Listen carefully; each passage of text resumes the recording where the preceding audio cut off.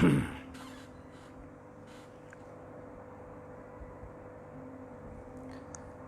อสงขามาสูงพ่อแม่พี่น้องเฮา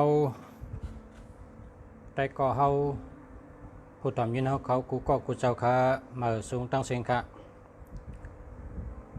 มาสูงขากำนะขัดทำด้วยเสียงกำกัน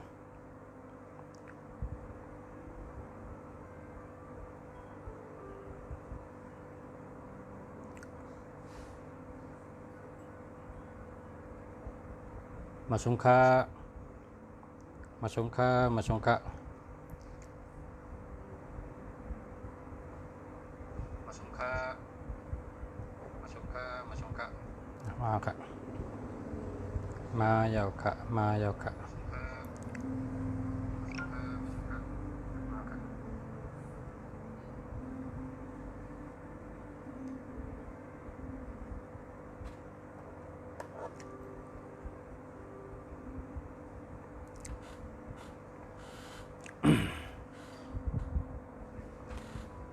มาสงขลาเมื่อในแต่เอาลองลอกกะในเมืองกลมาหลัดปันปอมเมปุถมยินเขาเฮาเลยเก็บเป็นตั้งหูเสือตื้อเป็นพันดีส่วนตัวเผาส่วนตัวมันโหตีมันติลัดลอง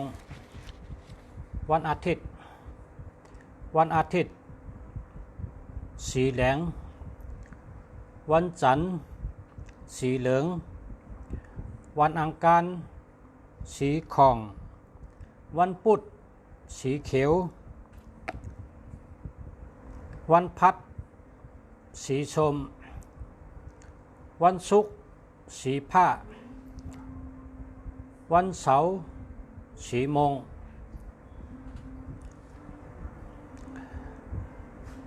วันอาทิตย์สีเหลืองก็คนที่รู้จักนำวันอาทิตย์สีเหลืองวันจันทร์สีเหลืองสีเหลืองก็คนที่รู้จักนำวันอังคารสีทองในก็คนรู้จักนำวันพุธสีเขียวอันในก็คนที่รู้จักนำวันพัดสีส้มนี่มันเหมือนเจ้าหนังหมักจอกชุกเปลือกหมักจอกชุกในบรรดาว่าสีส้มวันศุกร์สีผ้าในเหมือนหื้อเนี่ยเพราะเขาแค่หูว่าเหมือนหื้อโดยขึ้นกาตีเนื้อก็โหเขาเนี่ยเขาแต่ละหันต้องผ้าปังเสิงเหิงเป็นบนห้องว่าต้องผ้าเพราะผ้าใสเป็นก็ว่าไม่ได้ผ้าปังดีแก่นั่นแหะวันศุกร์สีผ้าวันเสาร์สีโมงวันเสาร์ในเหมือนหื้อเนี่ยความใจในเป็นว่ากำชี้กำมะเขือนะกำมะเขือกำชี้กำนั่นน่ะเป็นห้องว่าวันเสาร์นะคนวันเสาร์ชี้กำในเตลัดอ่านคนในเมืองไทยมันก็ขำหุเตลัดกรรมในเมืองไทยอีกหนึ่งกรรมในเมืองไทยเขาว่าวันตะนังกะหน่วยสีเหลืองวันตะนังลาสีเหลืองวันเองกาสีข่องวันปตาหูสีเขียววันแก่สปติสีส้มวันซอกยาสีผ้าวันจันทร์สีกรรมอันไหนกรรมในเมืองไทยเขาเนาะคนในเมืองไทยเนี่ยเขาเรียกว่าตานิ่งหนุ่ยตานิ่งลาเองก็ปตหูยาสบัดเดซอกยาจันนี่ขลัดจันนี่พอกรรมไตได้เป็นห้องว่าวันอาทิตย์วันจันทร์วันอังคารวันพุธวันพัดวันศุกร์วันเสาร์เนี่ยกำไต มีทั้งวันลาหูเนี่ยก็มีวันลาหูในกรรมไตเปิดห้องว่าลาหูกรรมมาในว่ายาหูเพราะว่ายาหูในเป็นกรรมมันเพราะว่าลาหูเป็นกรรมไตเมื่อในรัดลองลอกก็โหตีก็รัดในลองวันและสีเย้ากว่าเยอะกำในพอเขามาโดยถาดในเปิดห้องว่าถาดน้ำถาดลิ้นถาดลมถาดไผ่เพราะเป็นสีเหลืองนะเพราะเป็นสีเหลืองห้องว่าถาดไผ่พอใครแลดเซลก็นุ่งเสื้อสีเหลืองเข็นโหสีเหลืองตื้อหมอโหเหลืองโคสองสีเหลืองอันในแลดเซลประวังเป็นถาดไผ่ในแลดเซลปันสายแรง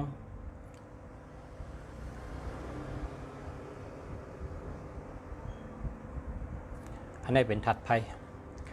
การในมาด้วยถาดลิ้นในเหมือนจังหือคาถาดลิ้นในเหมือนนังกาพีนะเพราะเขาหันกาพีนั่นเป็นห้องว่าถาดลิ้นสีโยซาโยลำก้อมลำเตะของก้อมของเตะเลี้ยงก้อมเลี้ยงเตะเหมือนจังกับพีเหมือนนังช็อกโกแลตเหมือนนังหมักโออันที่ไปซุกนะจะได้เป็นชีเป็นลิ้นเป็นถัดลิ้นถัดน้ำถ้าเป็นจังหือเนี่ยถัดน้ำนี่เพราะเป็นน้ำอ่อนนะเพราะเป็นน้ำเล็กน้ำอ่อนก็เพราะลำเตะก้อยกาเพราะเป็นน้ำใหญ่น้ำหลงน้ำปางลายลำพืดลำปิดปีอันนั้นเป็นทัดน้ำก้นอันเปิ้นอยู่เนื้อน้ำปางลายพอเปิ้นลงกับลึกในพอเปิ้นลำลงกับลึกในเปิ้นดัดว่าตีน้ำตั้งเตยในรับสึงพิษลำพืดลำปิดปี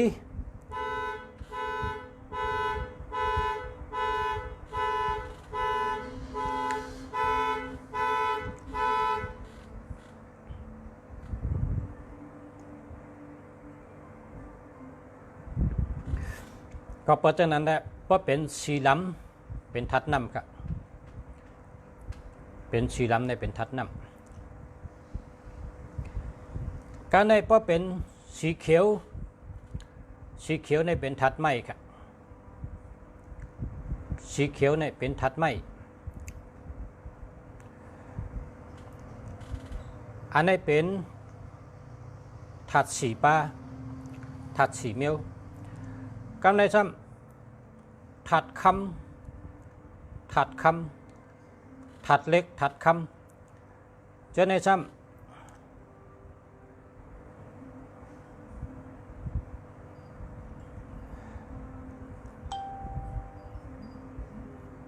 ถัดคำในซ้ำเป็นสีขาวนะเป็นสีขาว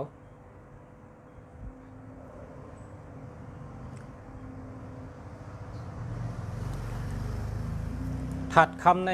เป็นสีขาวคำในพอเขากะหันพอเป็นลาวในเป็นแหลมปิดิษห้องว่าถัดไผ่เพราะว่ามนตุ่มลุ่มนะมนตุ่มลุ่มเป็นถัดคำเพราะสีเจียง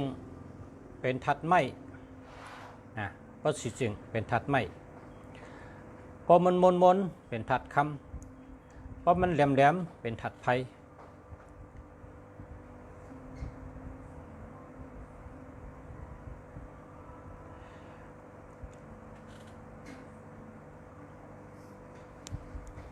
กำในซ้ำ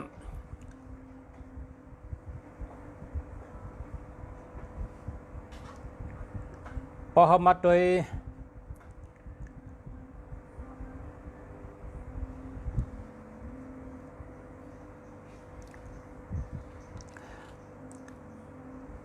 ซอมปิวอันเปิ้นเฮ็ดในกำผาใน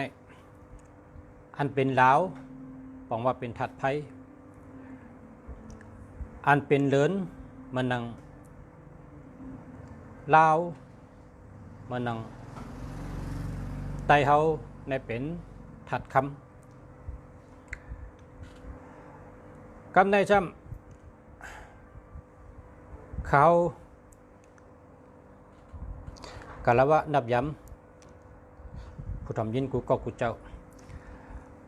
พอเขาด้วยอารามเมืองลาวเป็นเรือนเหมือนจังใต้เขาเนี่ยเรือนมีในกลางก็กะอารามลาวเนี่ยอันขาวมัน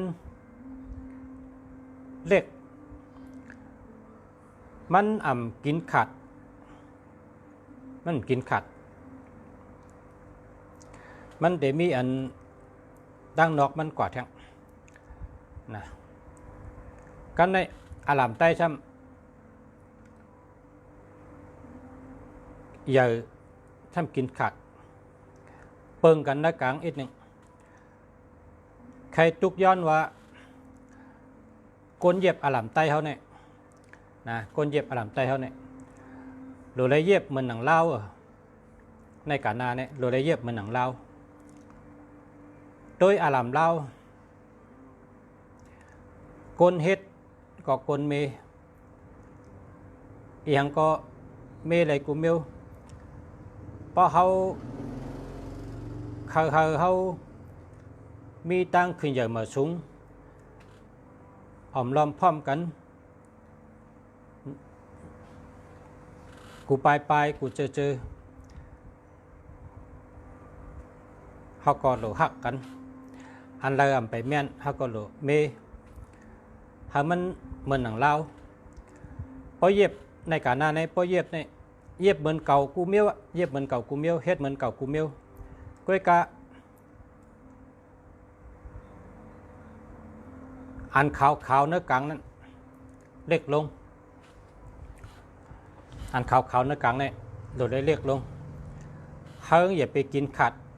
นะเฮิงอย่าไปกินขัดเฮิงมีสีเขียวนั่นกว่า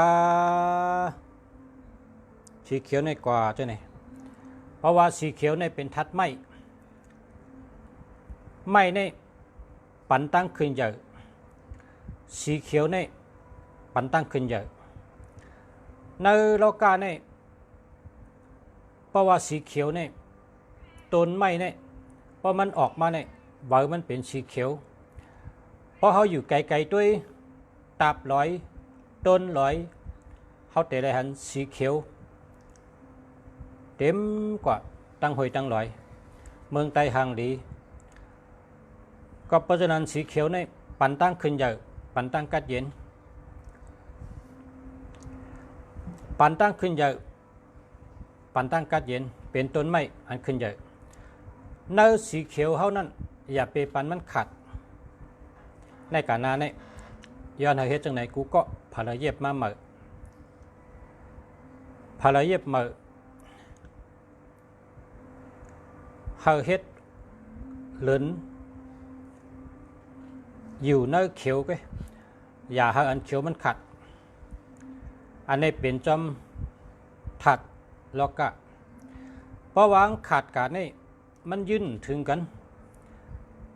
ตั้งขึ้นใหญ่นั่นมันขึ้นใหญ่เป็นป๊อดเป็นตอนมันถึงกันตั้งพร้อมโฮมก็หนังนั้นตั้งขึ้นใหญ่ก็หนังนั้น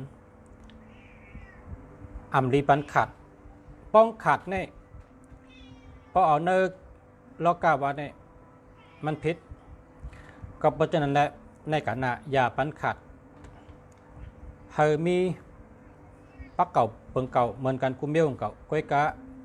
เลือนนั่นเล็กลงและอันเขียวอย่าไปปันขาดเฮาเหมือนจังหนังอ อาหลำเล่านะเห็นนั้นนะเขียวในมันปันตั้งขึ้นใหญ่มาสูงปันลองขึ้นใหญ่มาสูงสีเหลืองในปันตั้งหัดหันแดดเชลสีเหลืองปันลองกัดเย็นช้ำสะกัดเย็นเชื่อสะ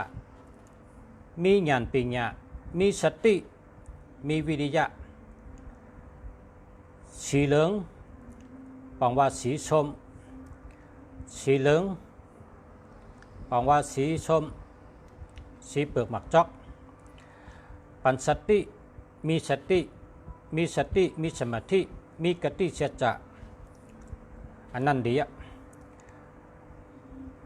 แทงคอหนึ่งเขาก็ว่าก็เปิดเขาเป็นก้นลูกดีลอยอันไตในเมืองมองโกเลียเมื่อป่นมาหาเฮงปีเขาจะอยู่ดีลอยอันไตเตวันตังเมืองลงมาจอมเมน้ำอย่างสิกินและมาจอมนำคงนำของนำปังนำตูนำเมาเขาเป็นก้นคือผิวเหลืองในก็ว่าแทงข้อหนึ่งก็ลาดว่าในเมืองจึงไตมีคนนับถือศาสนาพุทธมุนเชียงมุนคำพระเป็นเจ้าโหปาก85ก็เปิดใจในและสีเหลืองในก็ว่าอะไรอยู่อัมพิษก็กะในจำเราก็ไรทัดสางหันว่าสีเหลืองดีเตะก็เปิดว่าเขามีของดีนะเขามีของดีมานเขาขอยเขามานเขาเอาอารามเขาแปดให้แล้วมาเอาลึงเขียวแรงเขาก็ใส่ก็เปิดว่าเขาของเขาในเป็นของดีสีเหลืองมีสติมีสมาธิมีปัญญาสีเขียวขึ้นใหญ่มาสูงมันเหมือนหนังต้นไม้นั่นเพราะเขาอยู่ที่ไหนในเมืองไต้ด้วยกว่าตั้งไหนก็เตะได้หันเถินร้อยเป็นเถินเป็นคือสีเขียวห่างหลีไว้กูตังสีเหลืองปันแรดมีสายแรงเป็นถัดไพมีตั้งหัดหันแรดเชลลักแหลมเนี่ยแมนมิลสีขาวอยู่ในกลางก็แคมเตะขาวเนี่ยเป็นถัดคำพี่น้องไต้เปิ่นว่าเจ้าไปปืนเขาเตรียมว่าเกี่ยวลองกัดเย็นและลองดอดแล้วแมนใครก็เปิดว่าสีขาวเป็นถัดคำอยู่ในกลางก้นกูก็เกี่ยวคำก้นกูก็หักคำก้นกูก็เคยมีคำพารามีก็ปันตั้งอุ่นใจซื้อใจกัดเย็นช้ำสะใจเตะค่ะก็เปิดจากนั้นในกลางเป็นถัดคำก็ก็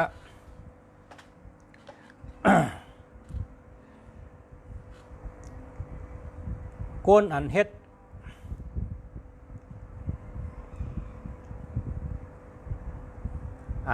บันอารามเฮาเนี่ยเขาก็เลยลาดต่อและเมื่อเขาเจ้าไปลู่นะเขาก็เลยทบตัวเขาเจ้าเลยทบตัวเขาเ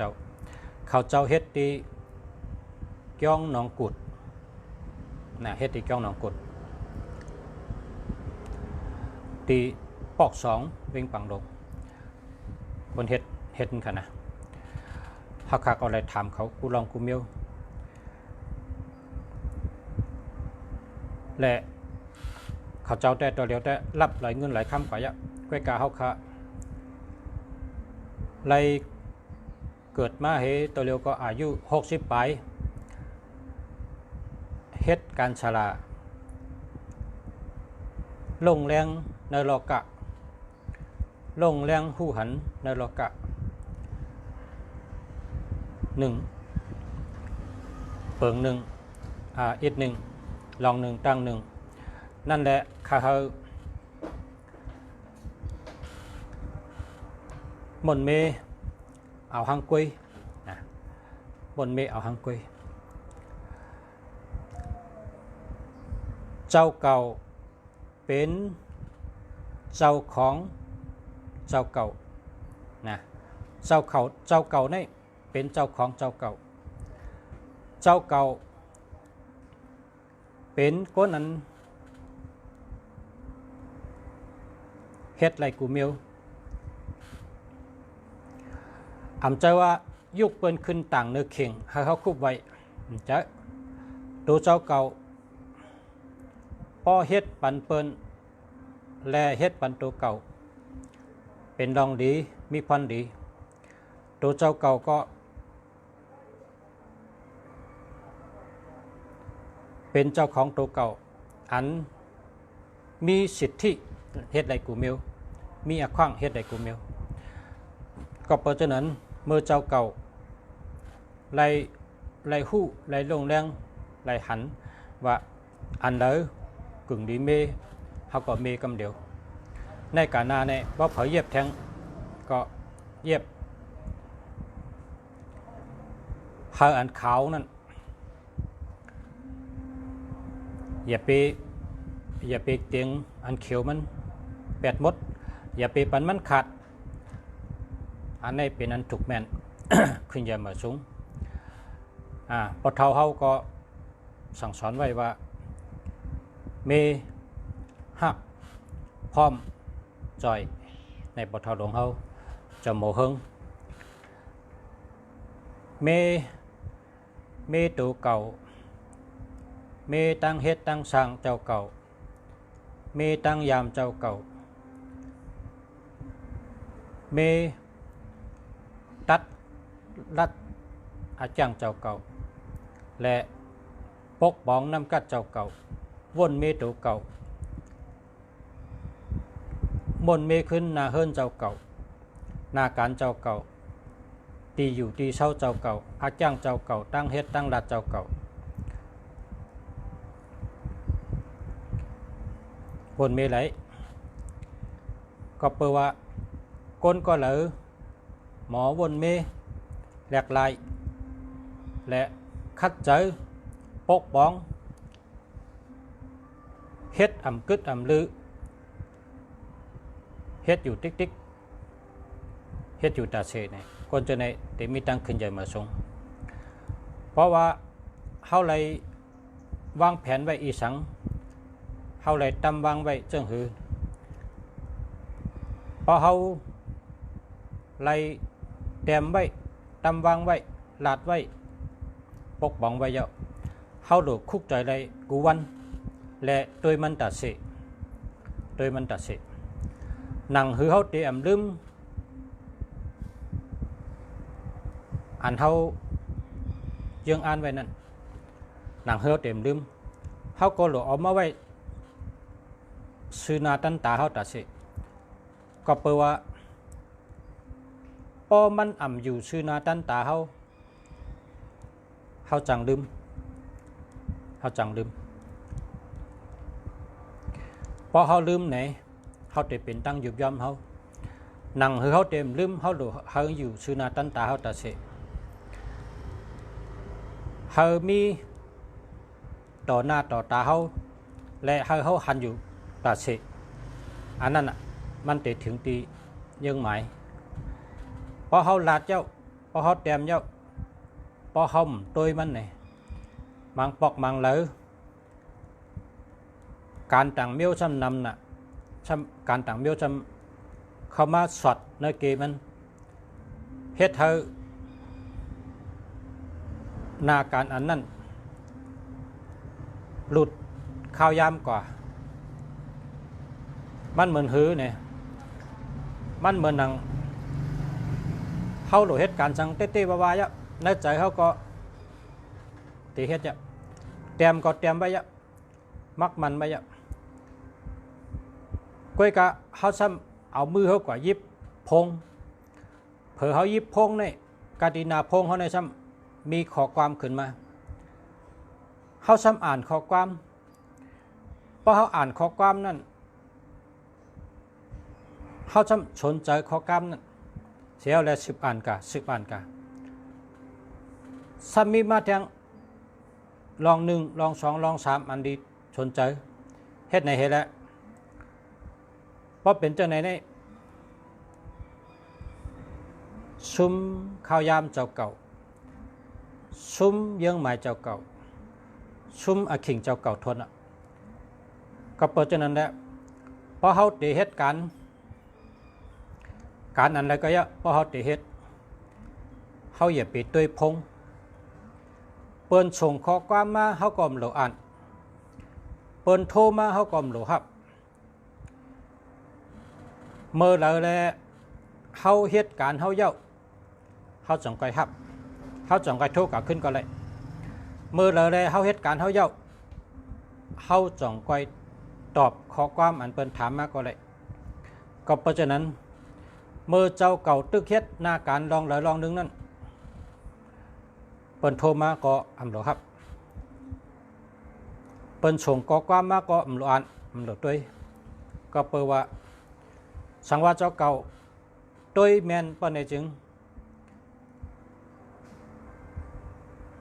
อันเจ้าเก่าวางแผนไว้หน้าการเจ้าเก่าเตเซ็งข้าวยามเป่าเซ็งกว่าหลายๆ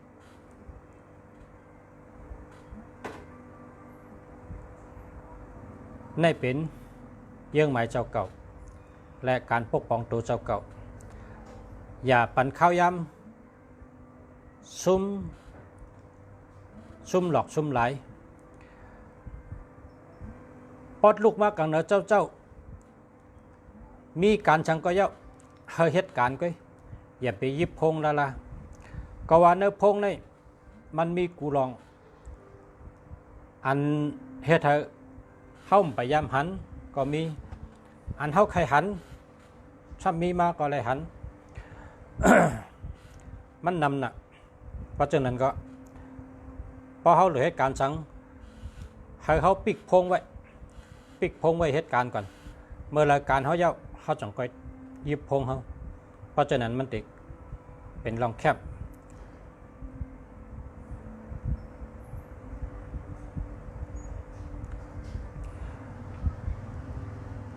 อันนี้เป็นกับปานเมื่อเร็วนี่ก้อยก็สั่งว่าเขาแค่หาตั้งหู้นะสั่งว่าเขาแค่หาตั้งหู้เมื่อปนมา10 ปีตั้งปุ่นเนี่ยเขาเตะเลยกับชื่อปั๊บกาปั๊บเข้มมีอะไรก็เขาเตะเลยหาชื่อมาแล้วก็เขาเตะเลยอ่านปั๊บลิกจังก็เลยตั้งหูมานะเมื่อปนมา10 ปีตั้งปุ่นก้อยกัดตัวเดียวในตั้งหูในมีเนื้อพงเนี่ยเศร้าเก่าหรือเป็นก้น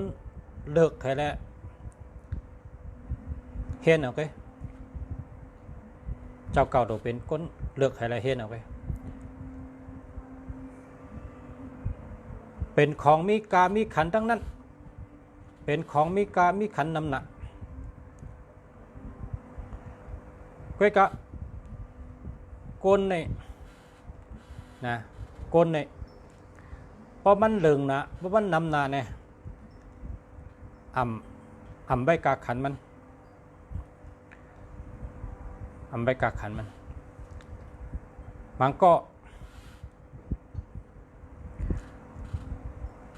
เปิดตั้งหูน้ำมีน้ำนะเหลืองนะแหละต้วยด้วยอันเป็นเดปันตาปกป้องเจ้าเก่าตีมีพันดีอันเฮ็ดให้เจ้าเก่าได้ขึ้นใหญ่มาสูงอันติปันพันที่เจ้าเก่านั้นต้วยเข้าถ่อมซ้ำเลือกต้วยเลือกถ่อมอันเจ้าเก่า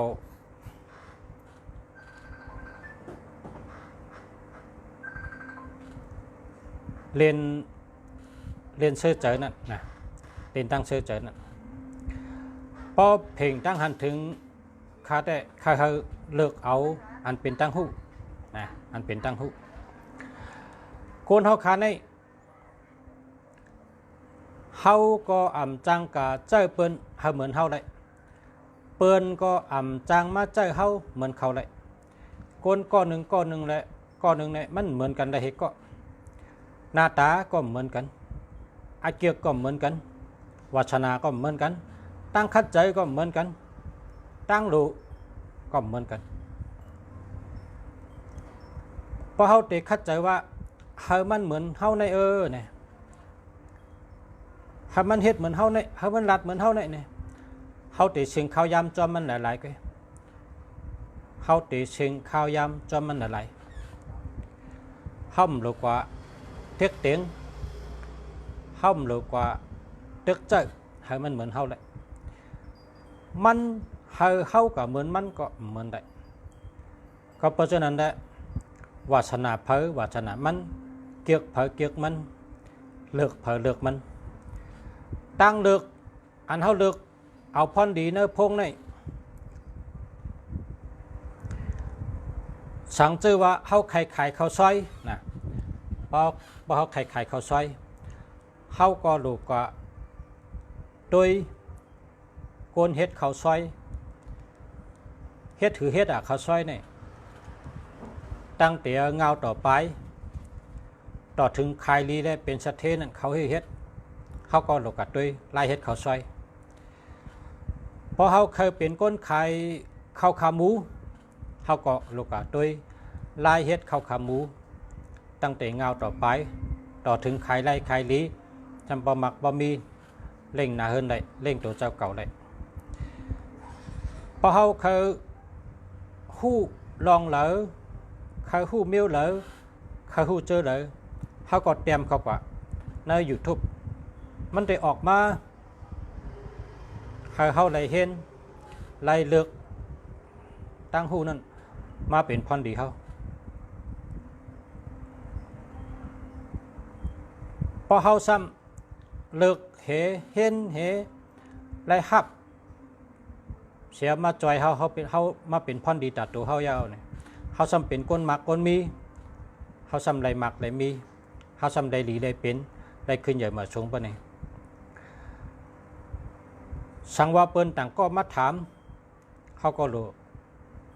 แนะนำบรรเขาว่าเข้ากับด้วยเนื้อ YouTube หน้าเตรียมจังไหนหน้าตัวจังไหนหน้าตัวซ้ำๆตัวซ้ำๆตัวซ้ำๆตัวยาวตัวแทงตัวยาวตัวแทงพอเขาตัวปอกเดี๋ยวในเขาเด็ดต้องไรหมอก5%กันนะ5%พอเขาตัวซ้ำๆเขาเด็ดต้องไรครึ่งหนึ่งนั่นเป็นรัดนะย่อสังว่าเขาใครเหมือนมันเขาก็หลุดด้วยนำเลยนั่นด้วยซ้ำๆเมื่อนังเขาเกี่ยวก็เลยเข้มน่ะลีน่ะปันพรดีเขาน่ะเนี่ยเขาดูเต็กแช่เต็กดาวโดดเนี่ยพองดาวโดดนะเอามาไว้ในพงเขาเลยด้วยเดตัดสินะกดติดตามกดถูกเจอกดแชร์ไว้เมื่อไหร่มันรัดทางไหนเขาจะได้หู้เขาจะได้ยินเขาจะได้หู้โกนเขาขากูก็ป้ออ่ำเล็บเพ่นปะเนี่ยเขาหมขึ้นเป็นเลยโกนอันมอปิญญาออกมา10 ด้านนั่นมันใจก้นแก่โกนอ่องตะกะโชก็มันใจก้นแก่โกนอันขึ้นกับขึ้นปานนั่นอ่ำอ่องลิกน้ำก็เป็นก้นแก่เลยอ่ำอ่องตะกะโชก็เป็นก้นแก่เลยอ่ำอ่อง10 ด้านก็เป็นก้นแก่เลยก็เปิดเขาเล็บเห็นคัดได้ยกตัวอย่างเนี่ยเหมือนเจ้านางนโปเลียนเหมือนลัดอันจำเขาเหมือนนางเกียง7 ขันนะเกียง7 ขันเกียง7 ขันนี่สู้เจ้าเข้ากับตัวเลยปืนเกียง7 ขันนี่ มันเจ้าในเหยื่อเนื้อทุ่งปังเยอะยะเหยื่อเนื้อหลังมะก้อยกาอะไรเป็นคนคำอาณาจักรยื่งเหยื่อก็เปิดสังในก็เปิดจึงเจ็ดขาดในมันอยู่ที่ไรก็เยอะมันก็ถามเปิ้นกูเมียวมันเห็นหูกูเมียวพอคนกล้ามานะพอคนกล้ามามันก็กินข้าวแวงคนกะอุบคนกะรัดต่อคนกะถามว่าเมืองปุ่นเป็นเหือชุดในมีตื่นตั้งอะไรกะหันตั้งกะตั้งขายเปิ้นกะขายหังละอันเปิ้นเป็นสัตเทนั่นเปิ้นเฮ็ดอันเปิ้นขึ้นใหญ่มาสูงในเปิ้นเฮ็ดเหือเนี่ยมันก็ถามคนกะจุ่มเด้อมามันก็กะเฮ็ดก็มันก็กะถามมันไหลหู้ลองวันเปิ้นเมืองเปิ้นลองข่าวลองกะลองขายลองขึ้นใหญ่มาสูงลองหาเงินได้มันหู้กูเมียวกำในลอกไล่อุบเปิงซึกในมันลุกที่คนกาบมาคนกาในมันแรดหรือคนซึกเมื่อก่อนในคนกาในใส่คนซึกกับส่งเขาอะคนซึกในอ่ำไปมีแต่เดเป็นมันหนังคนกาในเขามีปักเปิงไว้ปักเปิงเขาเข้มนะกำในคนซึกในเห็นหูคนกาในเขาเฮ็ดในห้อยเขาเป็นสัตเทเนี่ยเขาเอาปักเปิงคนกานั่นมาเจอเป็นจิการซึกนะจังได้แล้วเก่งกิจขานในเป็นคนคำเป็นภูมิอาณาจักรยิ่งใหญ่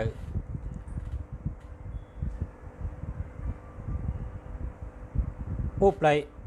เนื้อก้นอันอยู่ในทุ่งนั่นหลายเจ้าคือหลายเจ้าคืออันนี้เป็นการเห็นหูเจ้าแรงเจ้าเป็นคนเด็ดนะเมื่อเดี๋ยวในเขาซ้ำนั่งให้เขาด้วยพงเนี่ยนะพอเขาด้วยพงเนี่ยพอเขาใครหูลองขุนป้าเลยนะปงบางเขาว่าเขาใครหูลองเฮ็ดแต่เลยนี่เอาโลมันเฮ็ดจังเหือเฮ็ดแต่เลยนี่เป็นหือนี่เขาก็เตรียมเขาก็ปืนเฮ็ดแต่เลยเฮียเขาเลยตัวถอดถึงปะเย้าเขาก็เลยหูพอเขาใครหูว่าปืนเหมาจีตุ้งเมืองเขนเนี่ยเป็นเฮ้เนี่ยเขาก็เตรียมเขาก็ในยูทูบเขาก็ตัวเขาอย่าไปตัวปอกเดียวมันลุงเสียว่าเขาตัวซ้ำๆตัวหลายเปลี่ยนอันเขาใครหูนั้นซึกปืนไผ่ก็ยับนะอันนั้นก็เขาใครเป็นคนหมักคนมีเนี่ยเขาสอนไว้ตัวเดียวเนี่ยเขาสอนนำชุดอะ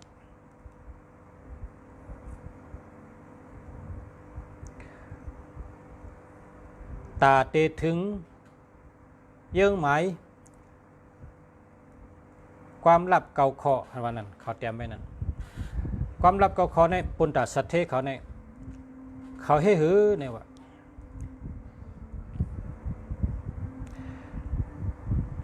เมื่อกูปอกในตีเมืองเขในเขาลัดก้ามเผยก่อมปีมจ้ากำในก้นกองในอยู่วันนอกเลยนะก้นกองในอยู่วันนอกเสียมันทำไข่หมอก้ามเอ็งกระเด็ดน่ะนะไข่หมอก้ามเอ็งกระเด็ดน่ะก็ในพอเอ็งกระเด็ดมาเนี่ยมันกว่าฮะเมีย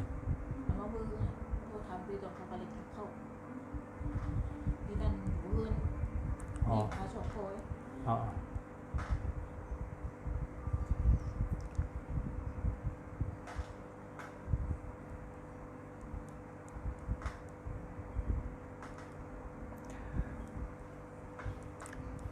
เบอร์ฉันมีอะไร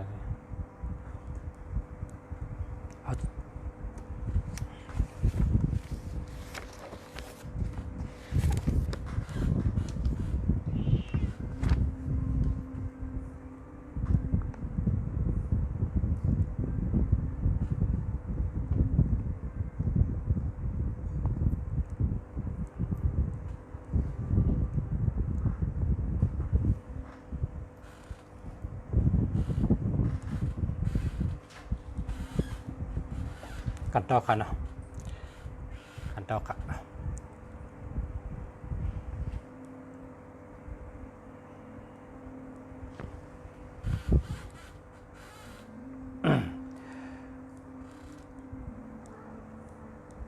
ฮอตกว่าก็แล้ว